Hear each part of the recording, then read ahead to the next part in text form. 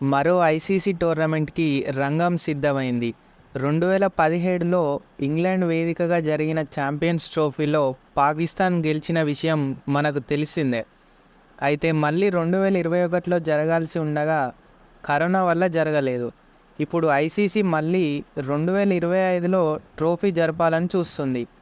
Champions trophy అనేది one day ఫార్మాట్లో జరిగే టోర్నమెంట్.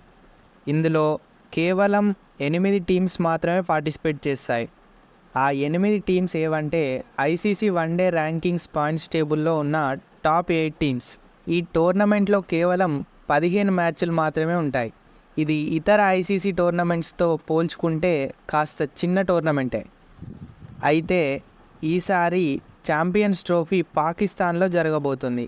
ఎందుకంటే లాస్ట్ టైం వాళ్ళు గెలిచారు కాబట్టి ఈసారి వాళ్ళే హోస్ట్ చేయబోతున్నారు. ఇందుకోసం ఐసీసీ ముఖ్యంగా 3 వెన్యూస్ని సెలెక్ట్ చేసింది: లాహోర్, రావల్పిండి అండ్ కరాచీ. మొత్తం 15 మ్యాచ్లకు గాను అత్యధికంగా 7 మ్యాచ్లు ఒక సెమీఫైనల్ మరియు ఒక ఫైనల్తో కలుపుకొని లాహోర్లో జరగనుండగా 5 మ్యాచ్లు రావల్పిండిలో, మిగిలిన 3 మ్యాచ్లు కరాచీలో జరగనున్నాయి.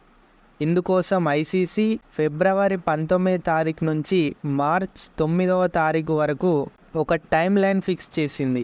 ఈ లెక్క ప్రకారం చూసుకుంటే ఛాంపియన్స్ ట్రోఫీ ఐపీఎల్ ముందుగానే జరిగే అవకాశాలు ఉన్నాయి. అయితే ఇండియన్ క్రికెట్ ఫ్యాన్స్కున్న పెద్ద డౌట్, ఇండియా పాకిస్తాన్కి వెళ్తుందా?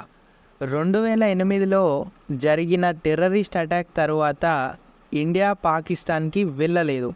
అలాగే పాకిస్తాన్ కూడా ఇండియాకు రాలేదు. ఈ 2 టీమ్స్ ఎటువంటి బైలాటరల్ సిరీస్లో ఆడలేదు. ఓన్లీ ఐసీసీ ఈవెంట్స్లో మాత్రమే ఆడారు. దాదాపుగా 14 ఏళ్ళగా పాకిస్తాన్కు వెళ్ళని ఇండియన్ టీం ఇప్పుడు ఛాంపియన్స్ ట్రోఫీకి వెళ్తుందా? అయితే ఐసీసీ సేఫ్టీ కోసం ఇండియన్ టీం ఆడే అన్ని మ్యాచెస్ ఇండియన్ బార్డర్కి దగ్గరగా ఉండే లాహోర్లో షెడ్యూల్ చేశారు. సేమ్ ఇదే విధంగా 2023లో జరిగిన ఏషియా కప్ని పాకిస్తాన్ హోస్ట్ చేసింది. కానీ ఇండియన్ టీం ఆడే మ్యాచెస్ మాత్రం శ్రీలంకలో హోస్ట్ చేశారు. కానీ ఛాంపియన్స్ ట్రోఫీ విషయంలో మాత్రం ఇండియన్ టీం ఆడే మ్యాచెస్ వేరే కంట్రీలో హోస్ట్ చేసే అవకాశాలు లేవు. అయితే ఇండియన్ టీంకి 2 ఆప్షన్స్ ఉన్నాయి: ఒకటి పాకిస్తాన్కి వెళ్ళి ఛాంపియన్స్ ట్రోఫీ ఆడడం, లేదా కంప్లీట్గా టోర్నమెంట్ నుంచి బయటకు వచ్చేయడం. మీరేమనుకుంటున్నారు? ఇండియా పాకిస్తాన్కి వెళ్తుందా? కామెంట్ చేయండి.